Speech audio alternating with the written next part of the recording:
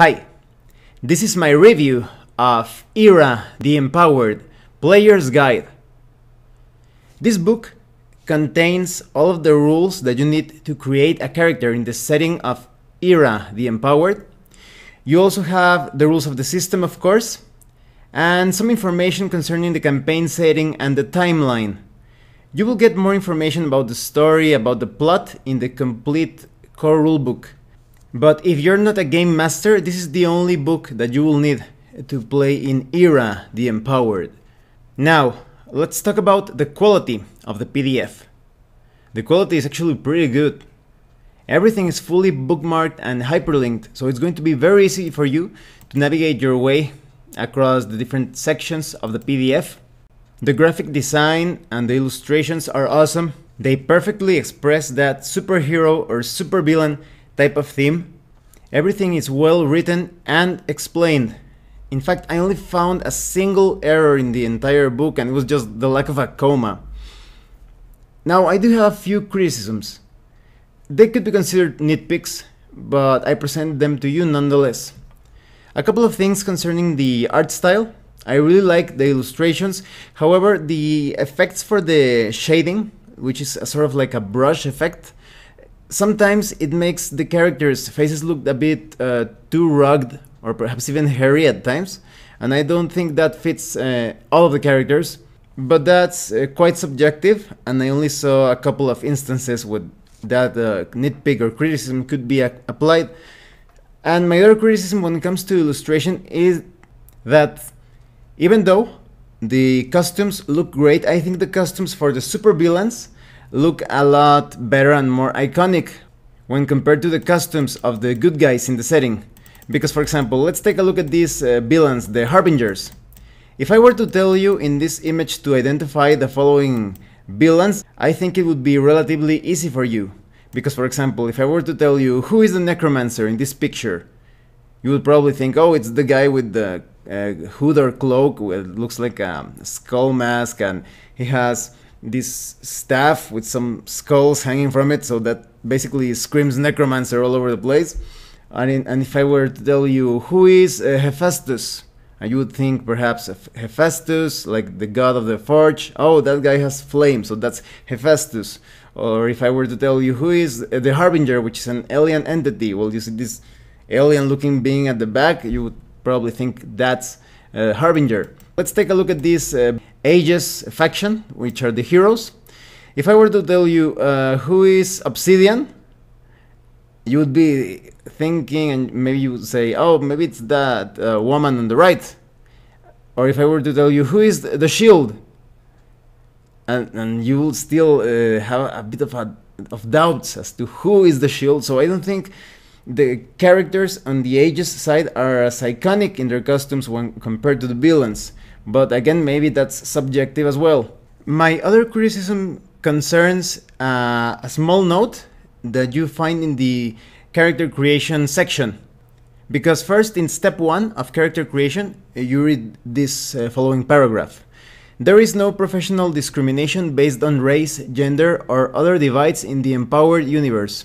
Anyone may be a hero, a villain, or non-aligned for any reason. And you find this note again in the appearance subsection of the character creation process. So I feel it is a bit unnecessary, perhaps just included once, but even so, there is nothing in the story, in the setting, that says otherwise. Even the illustrations of the heroes and the villains, you can clearly tell that heroes in Era the Empowered and heroes and villains come in all sorts of shapes and colors and sizes. So I think it's a bit strange that that note was repeated. Now let's talk about the contents of the PDF. After getting a brief introduction to what this game is, which is a supers game, but you can also play as villains. In fact, they have a very interesting take on villains in this role-playing game. You immediately get into the timeline of the setting. You only have like a summarized version of the different events. I imagine that more extensive information about the world and about the plot are going to be found in the core rulebook. And Era the Empowered presents to us a world somewhat more idealistic when compared to ours. There is corruption, there is some evil in the world, but for the most part the world seems to be working in harmony. But suddenly, different people started to develop powers, extraordinary abilities out of nowhere. If you're familiar with comic books, video games, movies, and such, of course you can imagine that there is super strength, the ability to fly, the ability to become invisible, open portals, use telepathy, anything that you can imagine. Quite extraordinary. People start to develop these strange abilities, and as you would expect, people are not exactly perfect, even though this world, as I was telling you, it seems a bit more ideal when compared to the real world. Heroes and villains are going to appear. There are going to be people that are going to be using the different powers for their own self-protection or for constructive ideals or objectives. And you will see also others that are using these powers for chaotic, destructive purposes, evil, nefarious plans, all sorts of things. And there are others that are probably using their powers for something in between. So it is quite obvious that these different people that are known as the empowered start to organize. One such organization is the Harbingers. The Harbingers is a faction that they seem quite villainous. In fact, many of their members are just in that organization to do all sorts of evil things, steal the valuables and sometimes the minds of other people. But the Harbingers have a greater purpose. Their leader, which is the Harbinger, an alien entity, is actually trying to prepare the people of Terra, which would be like planet Earth, so that they can stand against this catastrophe, this unknown threat that is coming. So the Harbingers start to kidnap empowered other people with superpowers, and they put them in this sort of like a pocket universe or pocket dimension, where they test them in all sorts of ways. And these empowered, they pass these trials with flying colors, but they are quite resentful of the Harbingers because they were basically toyed with. They were treated as some sort of like tools for this purpose of the Harbinger alien entity. So they form, after escaping that sort of like a pocket dimension, they form the Aegis, which would be like the heroic faction of the world of the empowered. And just to give you a sense that this campaign setting makes fun of the absurdity that could arise with the appearance of powers out of nowhere, the leader of the Aegis is known as Martian Pants Man, because this was basically a guy that was drunk and his pants obtained sort of like extraordinary powers, and the first name that he could come up with as a superhero was Martian Pants Man, because he was probably quite drunk, and later on he lived to regret that name. So you have the Aegis and the Harbingers clashing against each other. Now the world doesn't exactly approve or accept the empowered because they are fearful or suspicious of these new individuals with extraordinary abilities and superpowers. However, there is an event that allows the empowered to prove themselves as protectors of humanity. This happens when Atlantis, a civilization that lives underwater in the depths of the oceans, they were attacked by some sort of robot sent from the surface. We'll probably get more information about this in the core rulebook. So the people of Atlantis decided to attack the surface world, but in a very methodical way. They weren't out to murder everyone, they just wanted to target the leaders of Terra, of the surface world. So they started their attack, and the empowered, mainly the Aegis, managed to repel this attack and even reach some sort of truce or treaty with the people of Atlantis. Now, the funny thing is that sometimes Aegis and the Harbingers work together to protect Terra from different sorts of threats. With this event, the different governments of the world become more accepting of the empowered, and specifically the Aegis. So the Aegis starts to work more closely with law enforcement, and they start to fight both empowered and non-empowered criminals. And the Harbingers are still lying in wait. They still have their purpose, their agenda of trying to create heroes from adversity. Later on, there is a moment where gods from the past appear with the purpose of enslaving mankind. These mythological gods start to wage war, and once again the ages have to fight against them, sometimes with the assistance of the Harbingers, because the alien entity known as Harbinger wants to create strong heroes, but Harbinger does not want these new gods from the past to eliminate the heroes that he has been training in an indirect way. Later on, there is also an Assassin's Guild. They are focused on killing all of the empowered that do not belong to their guild. So this is worrisome both for the members of Aegis and the Harbingers, and even empowered who are not affiliated with Aegis or Harbingers. So they have to fight this new threat, and it is quite difficult to escape the assassin threat because they are quite sneaky, resourceful, and sometimes even if the empowered were to take some sort of refuge or shelter in different bases, the assassins almost always find a way to them. Later on, Aegis actually dissolves and becomes part of the empowered department, especially after the death of Martian Pants Man. But actually, the spirit of Martian Pants Man lives on in his trousers. So if you put on the pants of Martian Pants Man, you obtain his powers and also sort of like a voice of counsel or wisdom to guide you. But even with the newly formed empowered department, the cataclysm finally happens, the hunger. This is some strange, like a collective alien entity that is trying to rob all of the empowered from their purpose, from their special abilities and powers, of course, and it is actually able to reproduce beings out of the powers that it has taken from the empowered. So this is the event that the Harbinger has been waiting for. So now the Harbinger actually gives the leadership of the Harbingers to Obsidian, the new leader of the Aegis, so they can all fight against the hunger. But things didn't turn out so well. In fact, many of the empowered that fought against the hunger actually escaped into other places. Some of them are missing in action. And this is the more recent part of the timeline.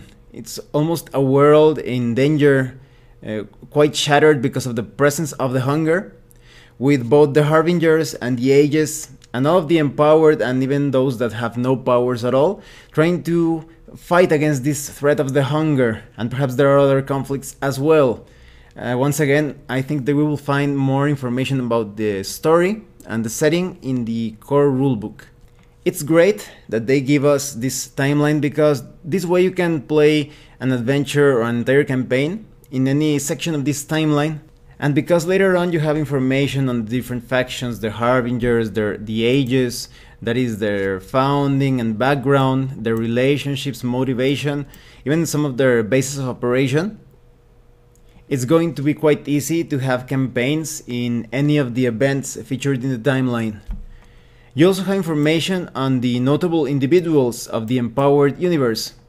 All of the heroes and villains such as Martian Pants Man, Obsidian, Harbinger, of course, even some of the gods such as Artemis. And even though you have a good amount of information when it comes to the background of these characters and some hints as to the extent of their powers, I would have liked it if they included a bit more information about the types of empowered abilities that they use. But maybe that will appear in the core rulebook, or maybe that will be left for you to further shape or homebrew in some way. Nonetheless, the information for the notable individuals is quite sufficient for you to build adventures and campaigns. Now let's talk about character creation. You just follow a few steps. First, you pick your concept, backstory, and quirk. Your concept is just some words that you choose to define your character. Maybe your character is a cunning tactician, or maybe your character is a brutal enforcer. Any sort of thing that can define your character in just a few words, a concept. You can create a hero or a villain. I think it would be quite interesting to play a campaign playing as the Harbingers if you wanted to, or unaffiliated even. And then you focus on the backstory of your character. Why is your character fighting? Maybe your character is determined to atone for something. Maybe your character wants revenge. Or maybe your character is actually a voice of the law that suddenly developed powers. It could be pretty much anything. And then when it comes to quirks, these are basically negative personality traits. They could give you advantages and disadvantages in different situations. Because, for example, maybe your character is quite aggressive. You usually get into trouble and fights, but that gives you a bonus to health because you have toughened up. Or maybe your character is quite cowardly, so that's pretty self-explanatory.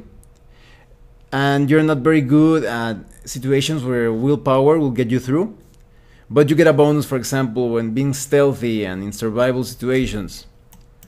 Or maybe your character is a loner, so you're not very good at persuading others, but you have a bonus when it comes to willpower because you are always relying on yourself. Step 2 concerns attribute points.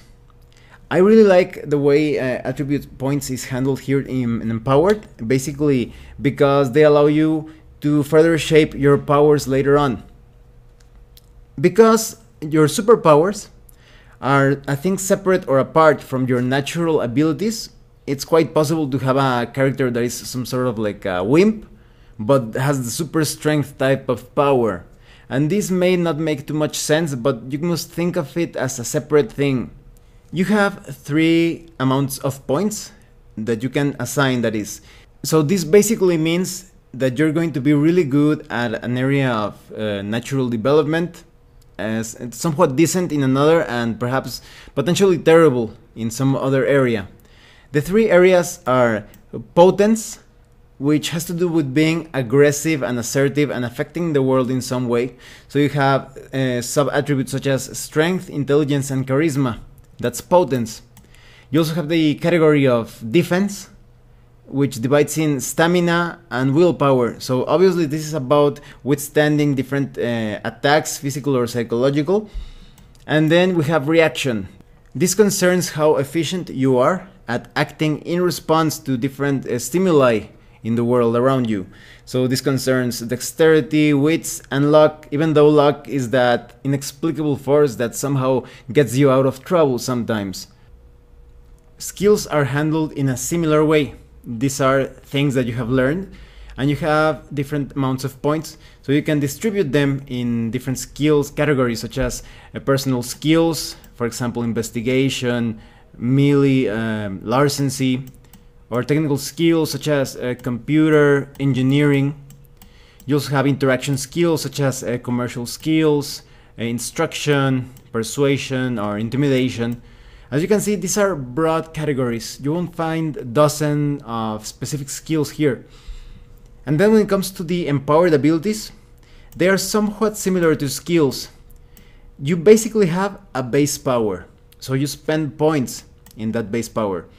And later on you have power development skills. You could consider the entire power category as sort of like skill trees. So you could have a base power, but it could develop quite different from the way another hero or villain is developing his or her own powers. So maybe you have a power concerning some sort of alien ability or trait. So maybe this alien power of yours develops in some sort of telekinetic type of way, or maybe through telepathy, and some other character with that trait of alien powers as well could actually specialize in creating strange alien technology or weird science. Or maybe that character has the ability to produce fire. So as you can see, there are many different ways for you to shape your own special powers, and these powers determine the amount of dice that you can roll during different checks. That is why I told you that this is different from your natural abilities. You could be a character with 2 dice of strength, but you have the superpower of super strength, and in this category you actually could roll 6 or more dice. So it's very interesting. You could play around with some archetypes, but also stereotypes within the comic book genre, anything that you have seen in video games, etc. And even though you have some examples on how to handle these different power trees later on in the book. You can come up with any power that you have seen. Anything that you can imagine or that you have seen in fiction, you can have that power in the Era the Empowered role-playing game. And as you go up in tiers, of course powers will become more expensive during the development process as you level up, but your special powers will become more and more extraordinary. Because for example, maybe you have the power to move objects with your mind. In tier 1, maybe you can move a few small things and perhaps make some telekinetic attacks. In tier 2, maybe you can actually lift trucks or cars. And in tier 3, maybe you can push buildings with your mind. I think you will have to have good communication with your game master to see what things are allowed, because this system of tiered powers, because you don't have like a strict set of benchmarks, it depends on the type of game that you want to play and the setting. If you wanted to, you could stick to street level or a bit higher type of powers, but you want something more on the cosmic scale, you could also have that. You can also exchange your attribute and skill points during the character creation process, so that your empowered abilities are even greater and more extraordinary.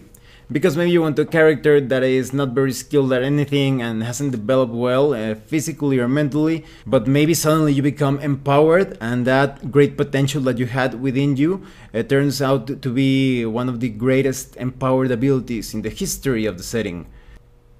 You also have some derived stats from the previously explained stats, such as encumbrance, your size, your notoriety, speed, health and pain, initiative modifier, and defense. We will talk a bit more about those when I cover combat. Now, when it comes to gaining experience, this is not a hard rule. This depends on the objectives and the story that you are telling.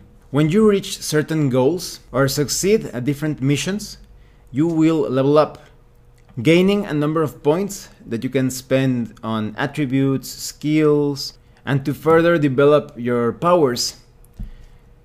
Now, a really cool thing of leveling up is that you can actually earn a second power tree.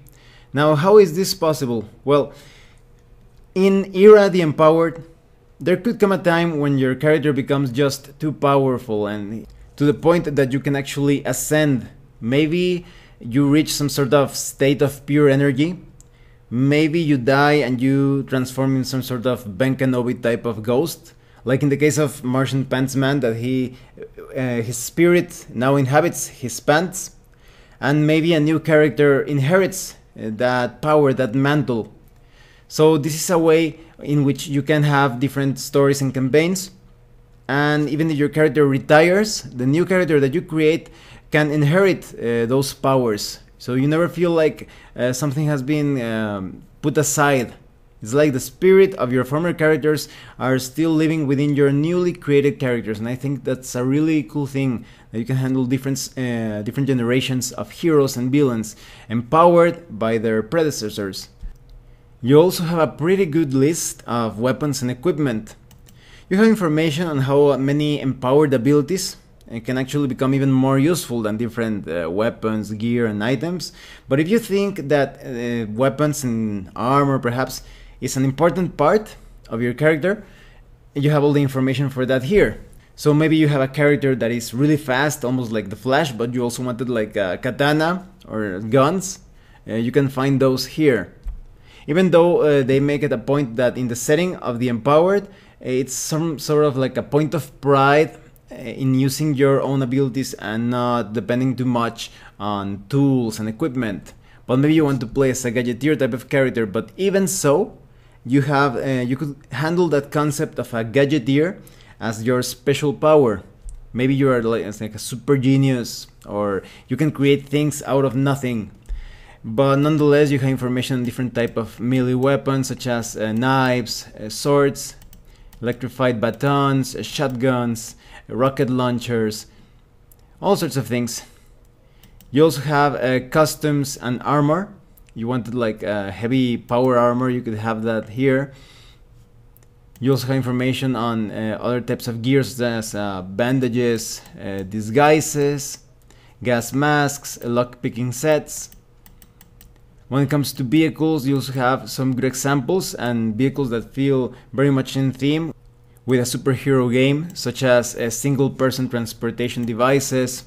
You also have cars and motorbikes, hover transports. So you have good examples on how to create your own vehicles. Even if you do not find something that fits your story or campaign, you could come up with your own vehicles using these stats as examples. But remember that all of the games of the ERA system are compatible. So if you needed like spaceships and such, maybe you could combine this game with ERA the Consortium. And I'm going to put a link in the description below of my review of the core rulebook of ERA the Consortium. If you haven't seen that role-playing game, I recommend that you check it out. Now let's talk about the ERA rule set as applied in ERA the Empowered. This is a system where you use 10-sided dice. It's a success counting type of role-playing game. You have a pool of dice determined by your attributes and skills, most of the cases. Or in the case of superpowers, the dice that you roll are determined by the amount of points that you have in your power tree. Because, for example, maybe you want to lift something really heavy. That would be a simple attribute check. And maybe you have a strength of 3. In that case, you would multiply your strength attribute by 2. And so you have a strength of 6. And you will be able to roll 6 10-sided dice. You have a threshold depending on how, for example, how heavy the object is. Maybe you need to roll 4 or above. That would be relatively easy. Or maybe it's a really heavy object and you will need to roll 7 or more. And that way the number of successes that you get could give you a degree of success that gives you positive things in the accomplishment of such a feat or action. But there is also the possibility of fumbling if you do too poorly on your roll. However, because this is ERA, you also have exploding dice. So for each 10 that you roll on your 10-sided dice, you get an additional die to roll. So your dice are going to explode and you will be able to achieve some over-the-top results. And you won't be rolling for everything, of course. Trivial actions should just happen automatically depending on the character that is trying to attempt something. And you could be thinking, but what about more complicated rolls, like using some sort of skill, perhaps something related to computers, or maybe you are being quite stealthy or investigating something? Well, then you roll your attribute plus your skill. So, for example, maybe you are investigating something. Maybe you have an intelligence of 5 and investigation skill of 2. You would be rolling 7 dice. And when it comes to powers, it's the same thing. You have an amount of dice that you can roll related to your special powers, because maybe you have, let's say, super strength and you have a total of 8. You would be rolling that amount, 8 dice for that check. And that's how it is further clarified that you could have a character with a strength of 2. But when you want to do something quite extraordinary, like punch through a steel surface or wall, then you will have to use your superpowers. I think it's going to be quite coherent when the game master forbids you from attempting something unless you use your superpowers. Even if you are like the strongest guy naturally, maybe something is beyond your capabilities and you will have to use your superpowers. And the attributes that you use could be modified depending on the situation. Maybe something that usually requires dexterity changes to strength, depending on some sort of hardship that you are enduring during a particular situation. Or maybe it concerns willpower, because willpower allows you to resist different traumatic situations. If something causes fear, or if something causes stress, or if you try to overcome panic, you could use your willpower to handle those checks.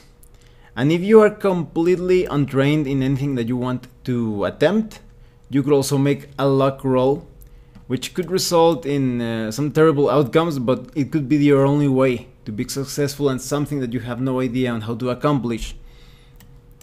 There are also some modifiers depending on the task at hand.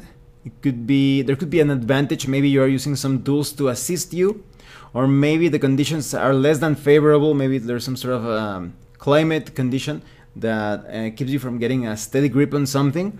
you could get some penalties. And getting these bonus modifiers or penalties could determine the grade of success or failure quite greatly. Maybe you want to make a really long jump across some sort of gap or chasm or pit. If you make that roll, it is possible for you to be successful at that check, but you actually rolled more failures than successes. So maybe you made the jump across, but actually you twisted your ankle. It depends on the degree of failure. Maybe you have some sort of like a jetpack that allows you to make such a jump, and maybe you make the jump but your jetpack is ruined. But if you failed a lot, you could even hurt yourself or even end up losing a limb. So you have to take that into consideration. You also have information on how to assist others in checks and how to carry out one-shot rolls or continuous rolls. Maybe there is some sort of operation you have to put out the fire in a burning building. Maybe that takes some time. So it tells you how to accumulate successes. Maybe it's even like a cooperative check of sorts. And greater degrees of success usually results, for example, in combat, you will deal more damage. Or in some other non-combat related situations, you take less time doing those things. Or maybe if you're repairing something, you not only repair that particular vehicle or device, you actually improve it. So it's always good to have more successes than what is needed. Now, before we get into combat, let's talk a bit about taking damage. You could take damage from attacks, but also from hazards. There are two types of damage that you can suffer: pain and health. Pain damage represents fatigue or bruises or potentially less lethal damage.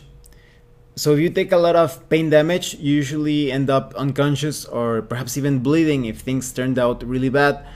But health damage, it represents life-threatening injuries. It's quite easy for your character to die if you suffer too much health damage. You can heal yourself naturally or receiving medical attention or making a survival roll, it depends. Nonetheless, you have information on the different effects that you can suffer from different types of damage. You could end up bleeding, as I was telling you, but you could also be blinded. You could start to drown, or you also have information on the penalties when you are over encumbered. You have all sorts of details concerning fire, acid, being frozen, being affected by some sort of supernatural horror. You also have information on being restrained, being affected by different substances, etc. Now let's talk about combat. At its core, it's quite simple. You enter combat and determine your initiative. That is, you have your initiative modifier, and you make your roll and act in order of who rolled the highest. You could delay your action as well, but once you determine initiative, that order is respected throughout the entire combat encounter. When you act, you can usually move and make a single action. But for example, if you want to carry out a long run, that could be your entire action for that combat round. When it comes to attacks, they are handled in a similar way. That is, you won't have too many differences when a character is trying to carry out a flying kick or a tackle, or if you want to pummel your attacker by using your fists. This system encourages more creativity so that you can get some advantages, some bonuses when making your roll. You're not going to be making different rolls, rather it's a single attack roll that is rather modified by the powers or the weapons that you are using and any creative way in which you are using those powers or abilities. Making attack is basically a check, and the thing that's as a penalty to your check in a way is the defense of your opponent. So you make your roll, the defense is subtracted from that roll, and the successes that you got from said roll results in the damage. This is also modified by the type of power or weapon that you are using. You have information on how to fight when flying, because this is a superhero type of game. Flying fights are going to be quite exciting, and they take into account all of the three-dimensional movement. And this is going to be quite easy because Era the Empowered is a theater of the mind type of game. You won't need a grid, so it won't get too confusing and try to measure the distances of up and down and who is closer to who, etc. You also have information how to handle cover, sneak attacks, stealth combat, usually representing some sort of penalty or bonus to your attack. Information concerning coup de grace, when you can actually eliminate your opponent immediately.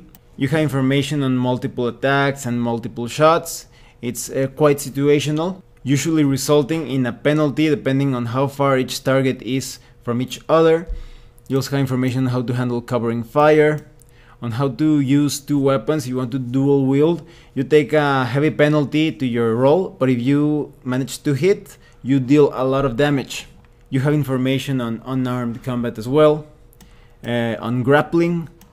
There are some specific details when it comes to the things that you can do while grappling. That is, maybe you want to deal damage, or you want to even, you could break the neck of your opponent, or you could wriggle free if you're actually being grappled and you do not want to participate in the grapple anymore. Because being in a grapple will keep you from doing some other things. Or you actually get the chance to do some other things. Maybe you try to shoot your weapon even though you're grappling. You're going to get a heavy penalty probably. But you can carry out any sort of grappling action that you can imagine. So I think that communication between the game master and the player is going to be key, so that grappling proceeds smoothly. The book also includes some handy charts to understand the flow of different actions that you can take in combat. You also have information on thrown combat, that is, maybe you are tossing grenades, fireballs, anything that you can think of. You have information on the area of effect, positioning the epicenter of the attack. One of my favorite sections in combat is flying combat, because you have details on, for example, altitude sickness. If you're fighting in a vehicle up in the sky that goes at great speed, you could get dizzy or nauseated, or you may even fall knocked out or unconscious. But if you are a superhero or a supervillain that is used to flying, you could even have like empowered flying abilities. You also have information how you could use the gravity to your advantage. If you decide to just fall down, the gravity will actually add to your defense. You also have the old favorite of ground pound that many superheroes and villains use. That is, you can basically fly up in the air and just go downwards like a missile and slam the floor or the ground and send everyone flying everywhere. But you do have to be quite strong to do this, because the ground pound will also deal damage to you. So definitely take that into consideration when you are building your character. Give him some empowered abilities that allows him or her to resist that ground pound while damaging the opponents. You also have information on vehicle combat and how to damage vehicles as well. And because this is a supers type of game, it's not going to be unusual for a single hero or villain to fight against a vehicle without being in a vehicle. Now let me tell you what I think of Era the Empowered Player's Guide. I think this is a great player's guide, and it contains everything that you need to play as a character in the Era the Empowered setting from start to finish. And even beyond that, because of the generations that I was telling you, that your character could ascend and a new character could inherit that mantle of powers and abilities. I think they did a pretty good job at using the Era system as a system to successfully play superhero or supervillain games, because the exploding dice are already going to give you a lot of opportunities for over-the-top and exaggerated situations where a single blow or that shot that you make goes beyond everyone's expectations. I also like it that they handle the superpowers as somewhat freeform, that you can have any power that you can imagine, and you can basically insert that power into different trees. And with the examples provided on how to handle superpowers, you will have a tight structure as to how to develop your own powers, abilities, gadgets. The tiers that are presented in the examples and the different effects and modifiers that you can see will allow you to create any superpower that you can think of. And this tier system also allows you to handle any power level that you want. If you wanted to have a character that can punch his way to the core of the planet, you could do that. You just need to, that will probably be a tier 3 ability, and it must make sense with the way that you are handling the game world. I also think that the setting is good, but if you don't want to use that setting of Era the Empowered, it's quite easy for you to use the Era the Empowered system and apply it to any world that you want. And because you have mechanical information for anything that you can think of concerning vehicles, weapons, and of course the powers, and any way in which your character could develop through different stories or adventures, this handbook contains everything that the player will need. So I'm actually really excited to see how the core rulebook is going to end up, because at the moment of this review, the player's handbook is not yet available, but it's version 1.0, so you could consider this probably the final retail version. But in the core rulebook, I'm really excited and curious to see what we will find there concerning the setting. It will get additional things and more examples of powers to be used. But without a doubt, the Era the Empowered Player's Guide contains everything that you need to create a character from start to finish, and even beyond that, to play campaigns and campaigns of the Era the Empowered role-playing game. Well, thanks for watching my review. Expect more Era-related content pretty soon. If you have any comments or questions, please let me know. See you later.